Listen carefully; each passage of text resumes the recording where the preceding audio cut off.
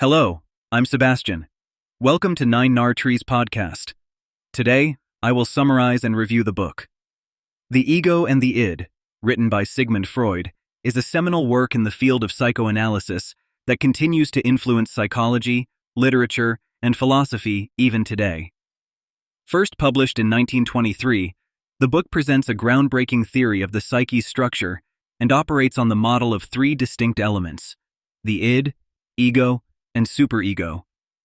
Freud's exploration into the depths of the human mind explains the complex relationship between these entities and their influence on human behavior and personality. Through this work, Freud not only radically advanced his earlier work on the theory of the unconscious, but also laid the groundwork for many contemporary psychological constructs. I will give you key takeaways from this book. Firstly, the structural model of psyche, in the ego and the id. Freud introduces the structural model of the psyche, which divides the mind into three interacting systems: the id, ego, and superego. The id is the primal unconscious part of the mind that operates on the pleasure principle, seeking immediate gratification of impulses and desires. The ego is the conscious, rational self that mediates between the desires of the id and the realities of the external world, operating on the reality principle. The superego acts as the moral conscience, enforcing societal norms and ideals.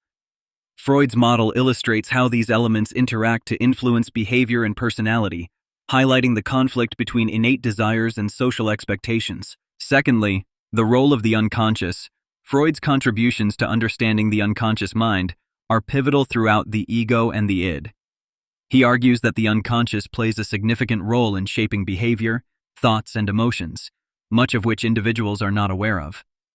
Freud delves into how the unconscious mind stores repressed desires and memories, which can surface in various forms, such as dreams or slips of the tongue. He illustrates how the ego and superego work to keep these repressed elements at bay, contributing to the dynamics of personality and the complexities of mental health. Thirdly, defense mechanisms, a crucial aspect of Freud's theory, as elaborated in The Ego and the Id, is the concept of defense mechanisms. These are psychological strategies deployed by the ego to manage conflict between the id's desires and the superego's moral standards. Freud outlines various defense mechanisms, including repression, denial, and projection, which serve to protect the individual from experiencing anxiety or discomfort. Understanding these mechanisms provides insight into coping strategies individuals use, sometimes unconsciously, to navigate emotional and psychological stress. Fourthly, the Oedipus complex. Freud further expands his theory of psychosexual development by integrating the Oedipus complex into the dynamics of the id, ego, and superego within the ego and the id. This complex describes a child's unconscious sexual desire for the opposite sex parent and jealousy toward the same-sex parent. Freud posits this phenomenon as a critical stage in the development of the superego and the formation of morality, identity, and eventual adult sexual orientation. The Oedipus complex is one of Freud's most controversial and debated ideas, reflecting the intricate interplay between innate drives and socio-cultural influences. Lastly, the dynamic between ego and reality. One of the salient points in the ego and the id is the exploration of how the ego navigates between the id's primal desires and the demands of reality. Freud elucidates this process by discussing how the ego employs defense mechanisms and rationality to negotiate these forces, aiming for a state of psychological equilibrium.